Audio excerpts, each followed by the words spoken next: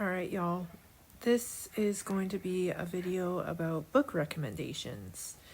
And as you can see, I have a pile of them right in front of me. So I will do one at a time, and I will show you the books. And then you guys can find them on Amazon or wherever you guys buy your books. So here we go.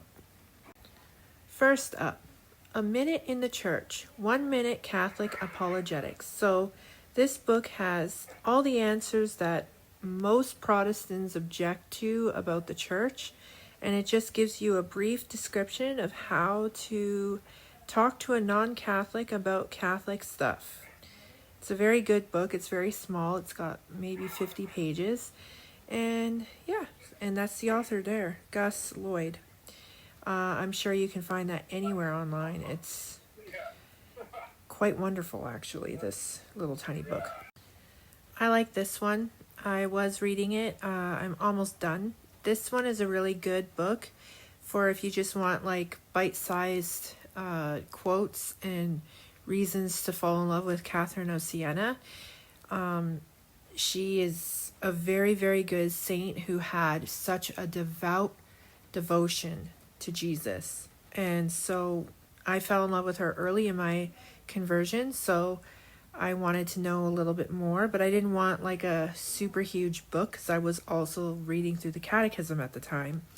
So I got this little tiny book here. It's about 150 pages, maybe 200. And yeah, so this is a good one. You guys should look this one up too.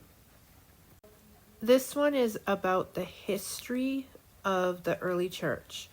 And I have 2 books currently on this. And I'm probably going to invest in more books like this because I really, really enjoy reading the epistles of the first century church fathers, because it literally just proves that the Catholic Church was the church that Jesus Christ founded. And so I really enjoy reading the very Catholic writings of the first century fathers of the church. So I recommend this one because Pope Benedict XVI was a very theologically sound theologian. So I would read anything from Pope Benedict XVI. And yeah, so this is a good one. Look it up. This also is the same thing, but from 2 different perspectives. Saint Clement of Rome and Saint Ignatius of Antioch, which was Saint Ignatius of Antioch was directly discipled by John the Beloved apostle. So you would want to read anything from Saint Ignatius of Antioch. And yeah, these are the ancient first century Christian writers, and this has their epistles. I like Saint Clement because he did what's known as against heresies. It was a really good read. You guys should read those. And there's a website with all of these epistles on it. If you would like that, let me know and I can send you the link to that. This one I'm still reading through, but this was a really good read too. I love how she talks about Jesus. The way she talks to him, it's like she's writing a love letter, and I just love how she talks about Jesus. So this is a really, really good book. I got the leather bound one because I want it to be a little fancy. I don't know. Sometimes I want to be fancy, sometimes I don't.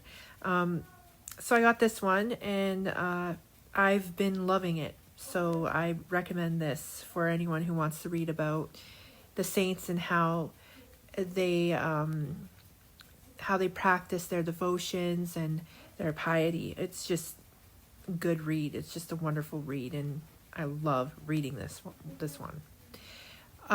Sorry, there's a big pile, so I have to try to keep it short on each one of these little videos here. So let's keep it moving. All right, so this is a really good book.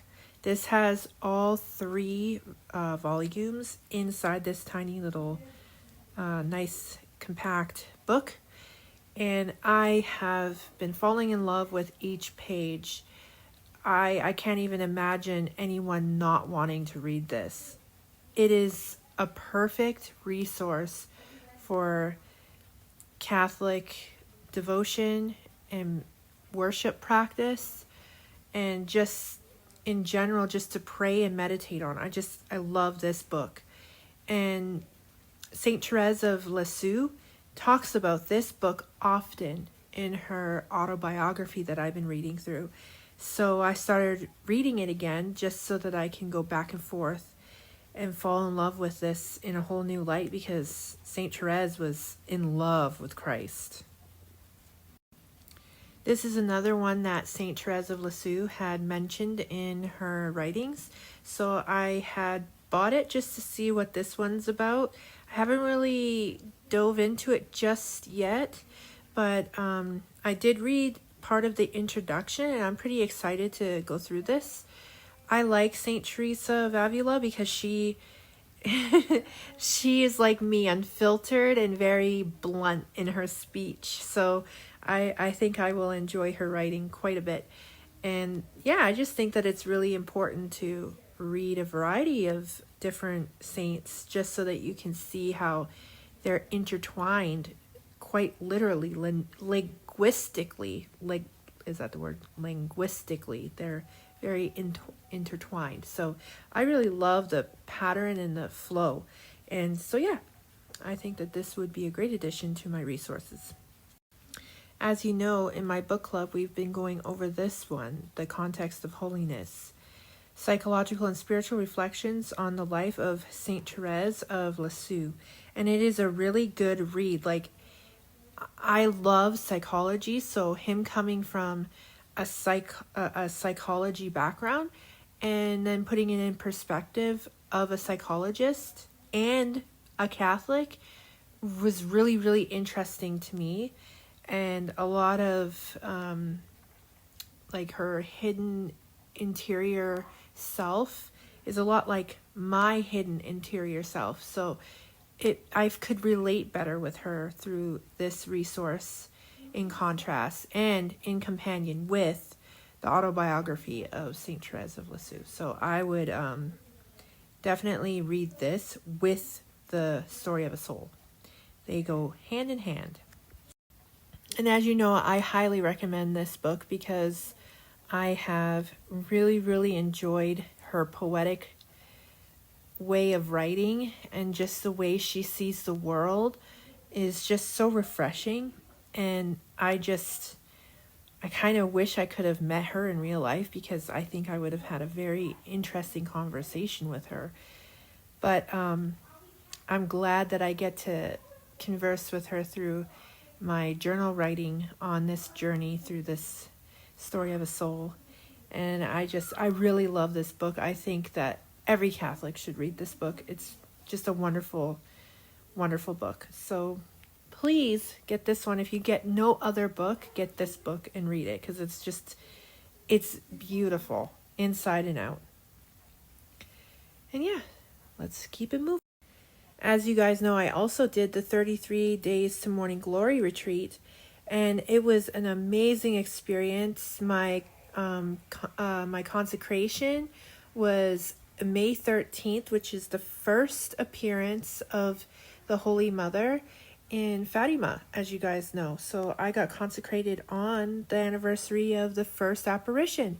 And I was really, really, really, really, really happy and excited that day. I felt like the day when I got baptized, I was so eager to get there and just absorb all of the feelings, and it was just so wonderful. So I suggest doing this as well. This was a wonderful 33 Days to Morning Glory retreat. I suggest doing it in a group because it's much more fun. I did do it by myself after my conversion, but I suggest doing it in a group. And yeah, thank you, Mother Mary, for your beautiful intercessions. And how could I mention Mother Mary without mentioning that Thomas à Kempis also made a book called The Imitation of Mary, which is essentially just the same thing as The Imitation of Christ, only through the perspective of Mary. So I suggest that this would be a good read for young women, married women, older women, all women. this is a good one. I really like how this was done. I think it was well done, and that they capture the femininity of Mary quite well. So I suggest that anyone who is doing any kind of wanting to get new books or try something new, this is a good one, and I recommend it. This one was recommended to me, and I decided, well, since it was recommended to me, I'm going to get it and read it.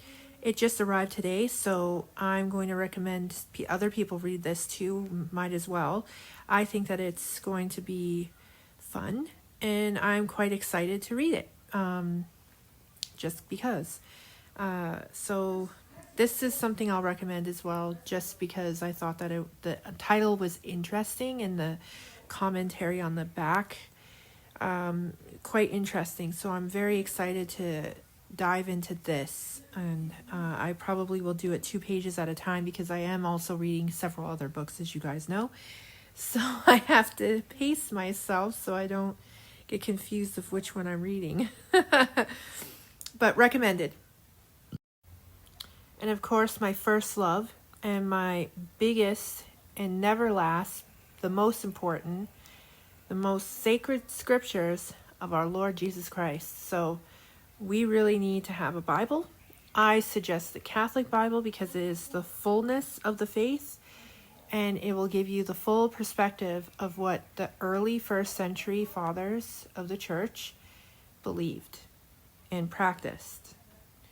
If you want to follow ancient Christianity from Jesus' time to now, you need a Catholic Bible, and you need to follow the Catholic way, because that is ancient Christianity from the first century to now.